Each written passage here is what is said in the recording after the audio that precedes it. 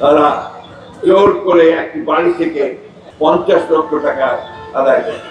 দেখলাম 5 জন সমন্বয়কারীকে গ্রেফতার করেছে পুলিশ। হাসিনার ক্ষমতাকে তাকে জোর করে দিয়েছে দেশ থেকে। তাদেরকেই তো এখন এই দেশ করে তুলতে হবে। এই যে আমরা প্রায় 30,000-এর বেশি অধিক আমাদের নেতা কর্মীরা অন্ধ হলো, পঙ্গু হলো, তার একটাই তো লক্ষ্যটা হচ্ছে যে ফ্যাসিস্ট হাসিনাকে বিদায় করে এই বাংলাদেশে একটা গণতান্ত্রিক রাষ্ট্র ব্যবস্থা প্রতিষ্ঠা করা, তাই না? একটা ন্যায্য সমাজ প্রতিষ্ঠা করা। আজকে যখন পত্রিকা খুললাম, বেদনায় একেবারে নীল হয়ে গেছি। দেখলাম 5 জন সমন্বয়কারীকে গ্রেফতার করেছে পুলিশ। তারা জোর করে একটি বাড়ি থেকে একজন সাবেক সংসদ সদস্যকে 50 লক্ষ টাকা আদায় করে। এই কি পরিণতি থেকে আমরা চেয়েছিলাম? এই বাংলাদেশের মানুষকে কেউ এটা চেয়েছিল?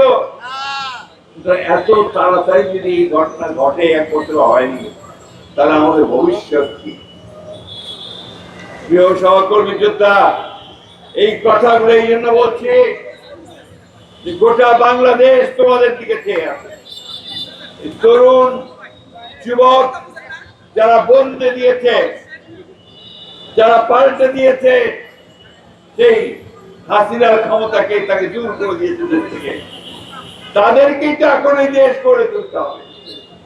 তাদেরকেই তো এখন এই দেশকে নির্মাণ করতে হবে এবং তাদেরকে ভবিষ্যতের একটা সুন্দর বাংলাদেশ তৈরি করতে হবে, ন্যায্যতার ভিত্তিতে, মানবতার ভিত্তিতে। বসুন্ধরা টিস্যু, অশুদ্ধতার বিরুদ্ধে এক বিন্দুও ছাড় নয়। দুঃখ হয় আমাদের যখন আমরা দেখি যে 1 বছর সময়ের মধ্যেও আমরা একথা জোর গলায় বলতে পারছি না যে আমরা এখন তৈরি হয়ে গেছি, এই দেশ আমরা নতুন করে গড়ে তুলব। আমাদের নেতা তারেক রহমান সাহেব এই সুদূরে দিন রাত 24 ঘন্টা তিনি আমাদেরকে নির্দেশ দিয়েছেন, সংগঠিত করবার চেষ্টা করেছেন, আমাদেরকে আন্দোলনে নামিয়ে এই আন্দোলন করে এখন তিনি চিন্তা করছেন, কাজ করছেন এই বাংলাদেশকে কি করে গড়ে তোলা যায়।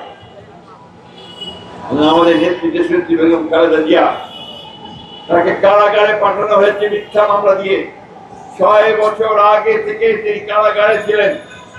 সেই পরিত্যক্ত কারাগারের একটা অন্ধকার প্রকোষ্ঠে শুধু নয়, টয়লেট প্যাসেজের একটা ঘরের মধ্যে তাকে রাখা হয়েছিল। এই কথাগুলো এখন কেউ বলে না।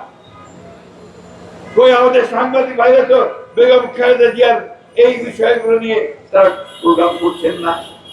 আমি অনুরোধ করবো দয়া করে এই মহিষী মহিলা, যিনি বাংলাদেশের গণতন্ত্র প্রতিষ্ঠার জন্য তার সর্বস্ব ত্যাগ করেছেন, তাকে নিয়ে আপনারা কথা বলুন।